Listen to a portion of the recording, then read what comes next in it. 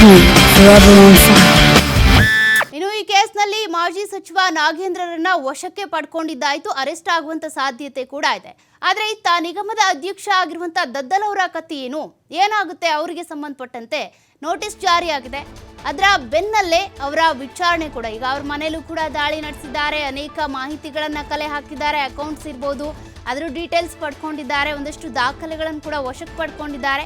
ಆದ್ರೆ ನೆಕ್ಸ್ಟ್ ಏನಾಗುತ್ತೆ ದದ್ದಲ್ಗಾಗಿ ಈಗ ಇಡಿ ಅಧಿಕಾರಿಗಳು ಹುಡುಕಾಟವನ್ನು ನಡೆಸ್ತಾ ಇದ್ದಾರೆ. ನೋಟಿಸ್ ಜಾರಿಯಾಗಿದ್ರು ಕೂಡ ದದ್ದಲ್ ಪತ್ತೆಯಾಗಿಲ್ಲ. ವಿಧಾನಸೌಧ ಶಾಸಕರ ಭವನದಲ್ಲೂ ಕೂಡ ಶಾಸಕ ದದ್ದಲ್ ಅವರು ಕಾಣಿಸ್ತಾ ಇಲ್ಲ. ನಿನ್ನೆ ರಾತ್ರಿಯೇ ಬೆಂಗಳೂರಿನ ನಿವಾಸದಿಂದ ದದ್ದಲ್ ಹೊರಗಡೆ ಹೋಗಿದ್ದಾರೆ, ಎಲ್ಲಿ ಹೋಗಿದ್ದಾರೆ ಅಂತ ಗೊತ್ತಿಲ್ಲ. ಹಾಗಾಗಿ ಅವರಿಗೀಗ ನೋಟಿಸ್ ಕೂಡ ಜಾರಿಯಾಗಿರೋದ್ರಿಂದ ನಾಗೇಂದ್ರ ಅವರನ್ನ ಈಗ ವಶಕ್ಕೆ ಪಡ್ಕೊಂಡಿದ್ದಾರೆ. ಆದರೆ ಬಸನಗೌಡ ದದ್ದಲ್ ಅವರ ಕಥೆ ಏನು ಅನ್ನುವಂಥ ಯಕ್ಷ ಪ್ರಶ್ನೆ ಈಗ ಸದ್ಯಕ್ಕಿರುವಂಥದ್ದು. ಯಾಕೆಂದರೆ ನಿಗಮದ ಅಧ್ಯಕ್ಷ, ಅವರ ಮಾಜಿ PA, ಅವರ PA ಸೇರಿದಂತೆ ಆಪ್ತರು ಸೇರಿದಂತೆ ಇದರಲ್ಲಿ ಇನ್ವಾಲ್ವ್ ಆಗಿದ್ರು ಅನ್ನುವಂಥ ವಾಸನೆ ಕೂಡ ಬರ್ತಾ ಇದೆ. ಹಾಗಾಗಿ ಅದರ ಆಧಾರದ ಮೇಲೆ ಇಡಿ ಅಧಿಕಾರಿಗಳು ಈಗ ದದ್ದಲ್ ನಿವಾಸದಲ್ಲೂ ಕೂಡ ದಾಳಿ ಮಾಡಿದ್ರು, ಅನೇಕ ಮಾಹಿತಿಗಳನ್ನು ಕಲೆ ಹಾಕಿದ್ರು, ಅವರ ಮನೆಯಲ್ಲಿ ಕೆಲಸ ಮಾಡ್ತಾ ಇರುವಂಥವ್ರನ್ನು ಕೂಡ ಪ್ರಶ್ನೆ ಮಾಡಿದ್ರು. ಇಷ್ಟೆಲ್ಲ ಆದರೂ ಕೂಡ ದದ್ದಲ್ ಈಗ ನಿನ್ನೆ ರಾತ್ರಿಯಿಂದ ಕಾಣಿಸ್ತಾ ಇಲ್ಲ. ಎಲ್ಲಿ ಹೋದ್ರು ಹಾಗಾದರೆ? ಅವ್ರಿಗೂ ಕೂಡ ಅರೆಸ್ಟ್ ಆಗುವಂಥ ಭೀತಿ ಇರೋದ್ರಿಂದ ಏನಾದರೂ ಎಸ್ಕೇಪ್ ಆದ್ರೆ ಅನ್ನುವಂಥ ಪ್ರಶ್ನೆಗಳು ಸಹಜವಾಗಿಯೇ ಮೂಡ್ತಾ ಇದೆ. ಹಾಗಾಗಿ ಈಗ ಬಸನಗೌಡ ದದ್ದಲ್ ಅವರ ಕಥೆ ಏನು? ನಾಗೇಂದ್ರರನ್ನ ವಶಕ್ಕೆ ಪಡ್ಕೊಂಡಿದ್ದಾರೆ. ಈಗಾಗಲೇ ನಾಗೇಂದ್ರ ಅವರೇನು ಬಾಯಿ ಬಿಡ್ತಾ ಇಲ್ಲ, ಆದರೆ ಅವರ ಆಪ್ತ ವಲಯದಲ್ಲಿರುವಂಥವ್ರನ್ನ ತನಿಖೆ ನಡೆಸ್ತಿರುವಂಥ ಸಂದರ್ಭದಲ್ಲಿ ಅಥವಾ PA ಹರೀಶ್ ಅವ್ರನ್ನ ತನಿಖೆ ಮಾಡುವಂಥ ಸಂದರ್ಭದಲ್ಲಿ PA ಹರೀಶ್ ಅವರು ಈಗ ಒಂದೊಂದೇ ಬಾಯಿ ಬಿಡ್ತಾ ಇದ್ದಾರೆ, ನಾಗೇಂದ್ರ ಅವರ ಪಾತ್ರ ಏನು ಅಂತ. ಅದೇ ರೀತಿಯಾಗಿ ದದ್ದಲ್ ಅವರ ಬಗ್ಗೆ ಏನಾದರೂ ಕೇಳಿದ್ರು ಕೂಡ ಬಾಯಿ ಬಿಟ್ರು ಅಂತ ಅಂದರೆ ಇವರೆಲ್ಲಿರ್ತಾರೋ ದದ್ದಲ್ ಅವರು ಅವ್ರನ್ನ ತಕ್ಷಣವಾಗಿ ಅರೆಸ್ಟ್ ಮಾಡುವಂಥ ಸಾಧ್ಯತೆ ಕೂಡ ಇರುತ್ತೆ. ಯಾಕೆಂದರೆ ಇಡಿ ಅಧಿಕಾರಿಗಳು ಈ ಕೇಸ್ನಲ್ಲಿ ಇನ್ವಾಲ್ವ್ ಆಗಿರೋದ್ರಿಂದ ಅವರಿಗೆ ಅರೆಸ್ಟ್ ಮಾಡುವಂಥ ನೈತಿಕತೆ ಕೂಡ ಇದೆ. ಹಾಗಾಗಿ ಅರೆಸ್ಟ್ ಮಾಡಿದ್ರು ಮಾಡಬಹುದು. ಈಗಾಗಲೇ ನಾಗೇಂದ್ರರನ್ನ ವಶಕ್ಕೆ ಪಡ್ಕೊಂಡಿದ್ದಾರೆ. ಅವರ ತನಿಖಾ ಸಂದರ್ಭದಲ್ಲಿ ಏನಾದರೂ ಮಾಹಿತಿ ಹೊರಗೆ ಬೀಳುತ್ತಾ? ನಿಗಮದ ಅಧ್ಯಕ್ಷ ಆಗಿರುವಂಥ ದದ್ದಲ್ ಏನಿದ್ದಾರೆ ಅವರೀಗ ಸದ್ಯಕ್ಕೆ ಕಾಣಿಸ್ತಾ ಇಲ್ಲ. ಮನೆಯಿಂದ ಹೋದವ್ರು ಇನ್ನೂ ಕೂಡ ವಾಪಸ್ ಬಂದಿಲ್ವಂತೆ. ಹಾಗಾಗಿ ದದ್ದಲ್ ಅವರಿಗೆ ನೋಟಿಸ್ ಕೊಡೋದ್ರ ಮೂಲಕ ತನಿಖೆಗೆ ಹಾಜರಾಗಿ ಅಂತ ಹೇಳಿದ್ರು ಕೂಡ ಅವ್ರು ಕಾಣಿಸ್ತಾ ಇಲ್ಲ. ಮತ್ತು ಅವರ ಆಪ್ತ ವಲಯದಲ್ಲೂ ಕೂಡ ಈಗ ವಿಚಾರಿಸ್ತಾ ಇದ್ದಾರೆ. ಅವರ ಆಪ್ತ ವಲಯದಲ್ಲಿರುವಂಥವರ ಅಕೌಂಟ್ಗಳನ್ನು ಕೂಡ ಜಾಲಾಡ್ತಾ ಇದ್ದಾರೆ. ಈ ಹಗರಣ ಬರೀ ರಾಜ್ಯದಾದ್ಯಂತ ಮಾತ್ರ ಇಲ್ಲ, ನಮ್ಮ ರಾಜ್ಯದ ಗಡಿಯನ್ನು ದಾಟಿ ತೆಲಂಗಾಣ ಹೈದರಾಬಾದ್ನಲ್ಲಿರುವಂಥ ಅಕೌಂಟ್ಗಳಿಗೂ ಕೂಡ ಹಣ ಟ್ರಾನ್ಸ್ಫರ್ ಆಗಿರುವಂಥದ್ದು. ಬಾರ್ಗಳು, ಚಿನ್ನದ ಅಂಗಡಿ, ಇಂತಹ ಅಂಗಡಿಗಳಲ್ಲಿ ಹಣವನ್ನು ಬ್ಲ್ಯಾಕ್ ಮನಿಯನ್ನು ವೈಟ್ ಮನಿಯಾಗಿ ಮಾಡ್ಕೊಂಡು ಖರ್ಚು ಮಾಡ್ಕೊಂಡಿದ್ದಾರೆ ಅನ್ನುವಂಥ ಆರೋಪ ಇದೆ. ಇವೆಲ್ಲ ಗಂಭೀರ ಆರೋಪವನ್ನು ಹೊತ್ತಿರುವಂಥ ನಾಗೇಂದ್ರ, ಅದೇ ರೀತಿಯಾಗಿ ದದ್ದಲ್ ಅವರ ತನಿಖಾ ಹಂತ ಕೂಡ ಒಂದಷ್ಟು ಚುರುಕನ್ನು ಪಡ್ಕೊಳ್ತಾ ಇದೆ. ಅದರ ಮಧ್ಯದಲ್ಲಿ ಈಗ ದದ್ದಲ್ ಅವರು ಕಾಣಿಸ್ತಾ ಇಲ್ಲ. ಎಲ್ಲಿ ಹೋದ್ರು ಹಾಗಾದರೆ? ಹೇಗೆ ಅವ್ರನ್ನ ವಶಕ್ಕೆ ಪಡ್ಕೊಳ್ತಾರೆ? ಎಲ್ಲಿ ಸಿಗ್ತಾರೆ ದದ್ದಲ್ ಅವರು? ಅದು ಈಗ ಸದ್ಯಕ್ಕಿರುವಂತಹ ಕುತೂಹಲ.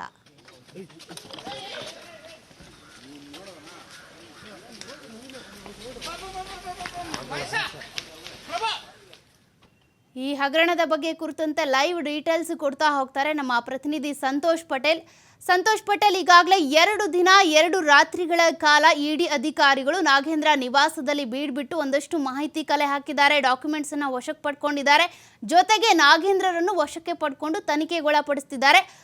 ಅರೆಸ್ಟ್ ಆಗುವಂಥ ಸಾಧ್ಯತೆ ಕೂಡ ಇದೆ ಎನ್ನಲಾಗ್ತಾ ಇದೆ. ಸದ್ಯಕ್ಕೆ ನಾಗೇಂದ್ರ ಅವರು ಏನು ಬಾಯಿ ಬಿಡ್ತಾ ಇಲ್ಲ. ನಾಗೇಂದ್ರ ಅವರಿಗೆ ಸಂಬಂಧಪಟ್ಟಂತೆ ಒಂದಷ್ಟು ಡೀಟೇಲ್ಸ್ ಕೊಡೋದಾದ್ರೆ ಅಂದ್ರೆ ಈ ಹಗರಣದಲ್ಲಿ ಅವ್ರ ಪಾತ್ರ ಏನು ಅಂತ.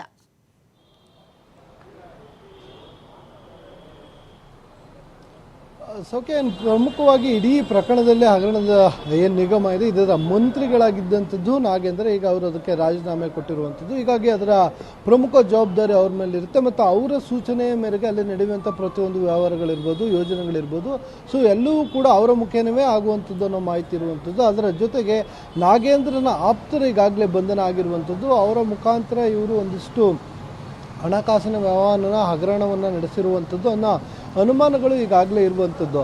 ಸೊ ಅದಕ್ಕೆ ಸಂಬಂಧಪಟ್ಟಾಗೆ ಸುಮಾರು 11 ಜನ ನಿನ್ನೆ ಆತನ ಪ್ರಿಯ ಹರೀಶ್ ಸೇರಿದಂತೆ 12 ಜನರ ಬಂಧನವಾಗಿರುವಂಥದ್ದು.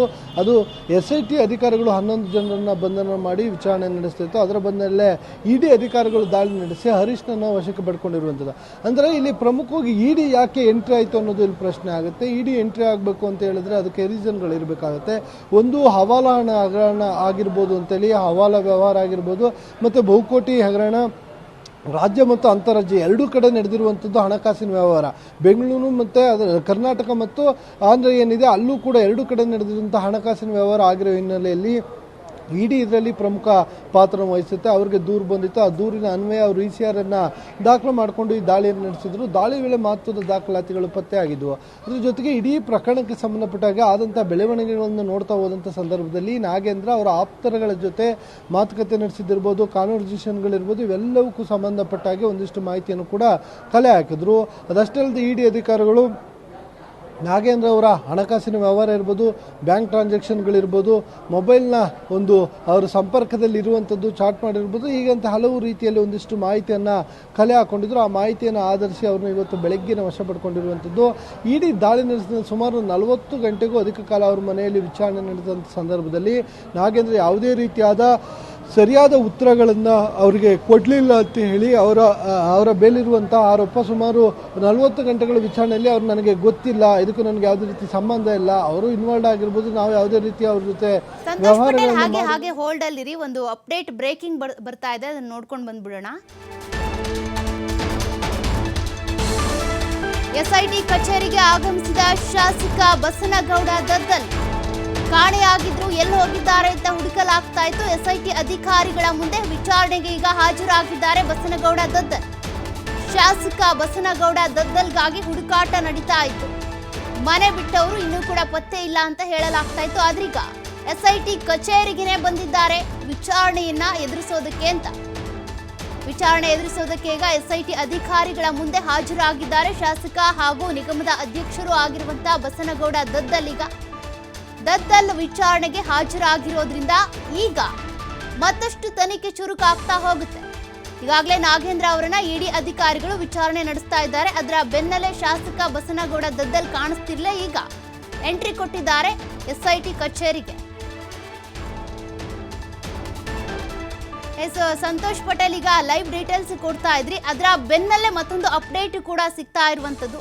ಬಸನಗೌಡ ದದ್ದಲ್ ಕಾಣಿಸ್ತಾ ಇಲ್ಲ ಅಂತ ಈಗಾಗಲೇ ED ಅಧಿಕಾರಿಗಳು ಹುಡುಕ್ತಾ ಇದ್ರು. ಆದ್ರೆ ಈಗ ಬಸನಗೌಡ ದದ್ದಲ್ SIT ಕಚೇರಿಗೆ ಹಾಜರಾಗಿದ್ದಾರೆ ತನಿಖೆಯನ್ನು ಎದುರಿಸೋದಕ್ಕೆ ಅಂತ. ಈ ಬಗ್ಗೆ ಏನೆಲ್ಲ ಡೀಟೇಲ್ಸ್ ಇದೆ ಅಂತ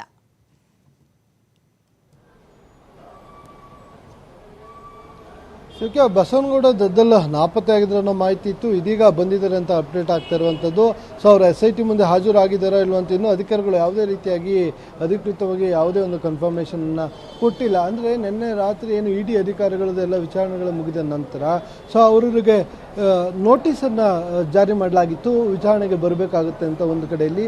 ಇದಕ್ಕೂ ಮುಂಚೆ SIT ಅಧಿಕಾರಿಗಳ ವಿಚಾರಣೆಗೆ ದದ್ದಲ್ ಅವರೇ ನೇರವಾಗಿ CID ಕಚೇರಿಯಲ್ಲಿರುವ SIT ಅಧಿಕಾರಿಗಳ ಮುಂದೆ ಹಾಜರಾಗಿದ್ದರು.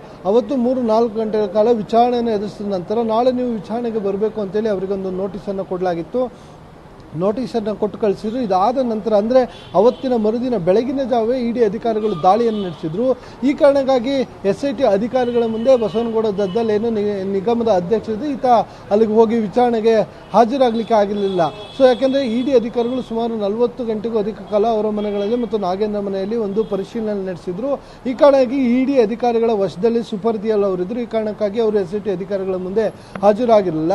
ಅವರು ಇಂದು ವಿಚಾರಣೆಗೆ ಹಾಜರಾಗ್ತಾರೆ ಅನ್ನೋ ಮಾಹಿತಿ ಇತ್ತು. ಆದ್ರೆ ಬಂದಿದ್ದಾರೆ SIT ಕಚೇರಿಗೆ ನೇರವಾಗಿ ಹಾಜರಾಗಿದ್ದಾರೆ ಬಸನಗೌಡ ದದ್ದಲ್. ಕಾಣಿಸ್ತಾ ಇರ್ಲಿಲ್ವಲ್ಲ, ಆದ್ರೆ ಈಗ ನೇರವಾಗಿ SIT ಕಚೇರಿಗೆ ತಾವಾಗಿನೇ ಬಂದು ತನಿಖೆ ಫೇಸ್ ಮಾಡೋದಕ್ಕೆ ಅಂತ ಬಂದಿದ್ದಾರೆ. ಪ್ರತ್ಯಕ್ಷ ಆಗಿದ್ದಾರೆ. ಈಗ ಸದ್ಯಕ್ಕೆ ಎಲ್ಲಿ ಹೋಗಿದ್ರು ಏನಾಯ್ತು ಅನ್ನೋದ್ರ ಬಗ್ಗೆ ಸದ್ಯಕ್ಕೆ ಡೀಟೇಲ್ಸ್ ಇಲ್ಲ ಅಂತ.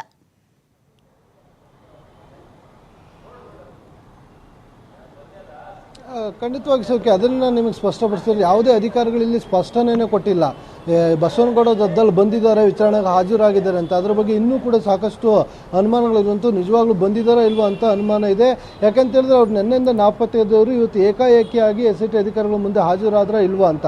ಒಂದು ವೇಳೆ ಅವ್ರು ಹಾಜರಾಗಂದ್ರೆ ED ಅಧಿಕಾರಿಗಳು ಕೂಡ ಅವ್ರನ್ನ ಹುಡುಕಾಟವನ್ನು ನಡೆಸ್ತಾ ಇರುವಂಥದ್ದು. ಯಾಕೆಂದರೆ ED ಅಧಿಕಾರಿಗಳು ಕೂಡ ಅವರಿಗೆ ನೋಟಿಸನ್ನು ಕೊಟ್ಟಿದ್ರು ವಿಚಾರಣೆಗೆ ಹಾಜರಾಗಬೇಕು ಅಂತ. ಈ ಕಾರಣಕ್ಕಾಗಿ ಬಸವನಗೌಡ ದದ್ದಲ್ ಗೊಂದಲಕ್ಕೆ ಬಿದ್ದಿದ್ದೀರಾ ಅನ್ನೋ ಅನುಮಾನಗಳು ಕೂಡ ಇರುವಂಥದ್ದು. ಆ ರೀತಿಯಾಗಿ ಎರಡು ಕಡೆ ನೋಟಿಸ್ ಬಂದರೂ ಅವರು ಕಾರಣವನ್ನು ಕೊಟ್ಟು ಸಮಯಾವಕಾಶವನ್ನು ಕೂಡ ತೆಗೆದುಕೊಳ್ಬೋದು. ಯಾಕೆಂದರೆ ಇಂತಹ ಕಡೆಯಿಂದ ನೋಟಿಸ್ ಬಂದಿದೆ, ವಿಚಾರಣೆಗೆ ಹಾಜರಾಗಬೇಕು ಅಂತ ಹೇಳಿ ಅವರು ಒಂದು ಕಾರಣವನ್ನು ಅವರ ವಕೀಲರ ಮುಖಾಂತರ ಒಂದು ನೋಟಿಸನ್ನು ಕೊಟ್ಟಿಲ್ಲ, ಅವರಿಗೆ ಒಂದು ಮಾಹಿತಿಯನ್ನು ಕೊಟ್ಟು ಸಮಯವನ್ನು ತೆಗೆದುಕೊಳ್ಬೋದಿತ್ತು. ಸೊ ಅದನ್ನು ತೆಗೆದುಕೊಂಡಿರುವ ಸಾಧ್ಯತೆ ಕೂಡ ಇರಬಹುದು. ಯಾಕೆಂತ ಹೇಳಿದ್ರೆ ನಿನ್ನೆ ರಾತ್ರಿಯಿಂದ ಕೂಡ ಅವರು ಯಾರ ಸಂಪರ್ಕಕ್ಕೂ ಕೂಡ ಸಿಕ್ಕಿರಲಿಲ್ಲ. ಇವತ್ತು ವಿಚಾರಣೆಗೆ ಹಾಜರಾಗಿರುವಂಥದ್ದು. ಸೌಖ್ಯ. Thank you Santosh ಡೀಟೇಲ್ಸ್ಗೆ.